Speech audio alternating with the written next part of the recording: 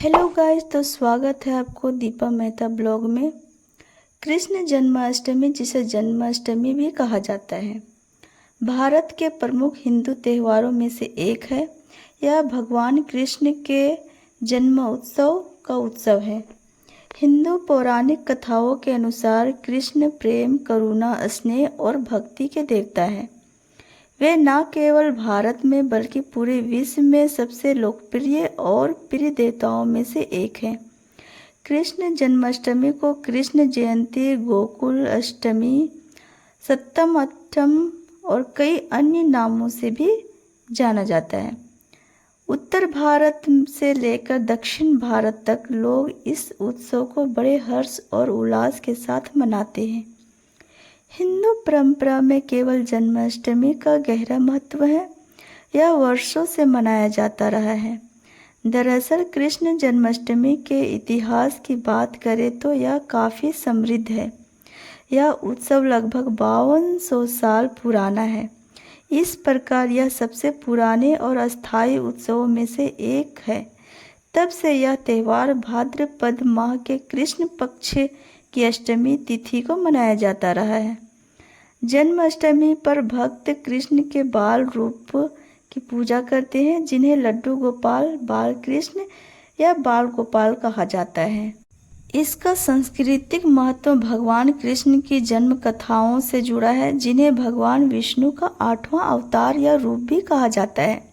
यह त्यौहार न केवल कृष्ण बल्कि उनके माता पिता माँ देवकी और वासुदेव का भी सम्मान करता है। माँ देवकी ने कारागार में रहते हुए कठिन परिस्थितियों का सामना करते हुए कृष्ण को जन्म दिया। जन्माष्टमी प्रेम और धर्म में विश्वास का उत्सव है। यह कृष्ण की कंस पर विजय, बुराई पर अच्छाई की विजय का स्मरण कराती है। 2025 में कृष्ण जन्माष्टमी को 9 बातें ध्यान में रखना अति आवश्यक है।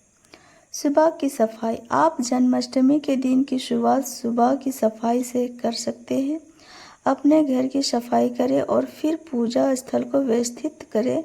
आप उसे फूलों, रंगों वगैरह से कृष्ण जन्माष्टमी रंगोली से सजा सकते हैं।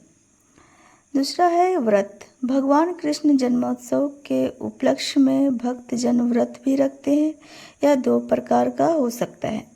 आप फल या दूध का सेवन कर सकते हैं या फिर आप बिना पानी के निर्जला व्रत भी रख सकते हैं। यह व्रत भगवान के प्रति आपके प्रेम और समर्पण को दर्शाता है।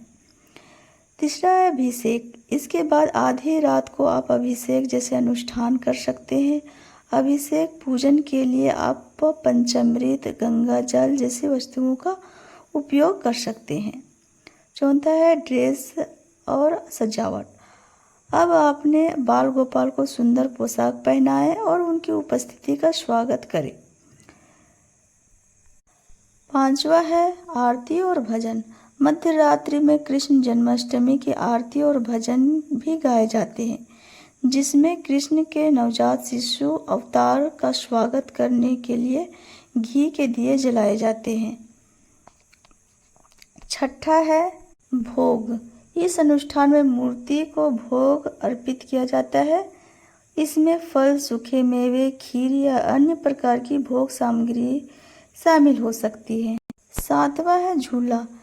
कृष्ण जी को जब झूला झुलाते उस समय संगीत भजन के साथ एक एक करके आप झूला झुला सकते हैं। 8वां है एक बार जब आप आरती और प्रसाद ग्रहण कर ले तो आप पारण मुहूर्त में अपना व्रत तोड़ सकते हैं।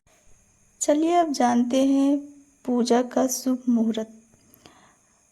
पूजा का शुभ मुहूर्त कृष्ण जन्माष्टमी की तिथि 15 अगस्त को रात 11:49 पर शुरू होगी और तिथि का समापन 16 अगस्त को रात 9:34 पर होगा। जन्माष्टमी का पूजन मुहूर्त 16 अगस्त को रात 12:04 पर शुरू होकर 12:47 पर समाप्त होगा, जिसकी अवधि कुल 43 मिनट की रहेगी। तो वीडियो आपको अच्छी लगी हो तो लाइक, सब्सक्राइब, कमेंट जरूर कीजिए और शेयर कीजिए। धन्यवाद।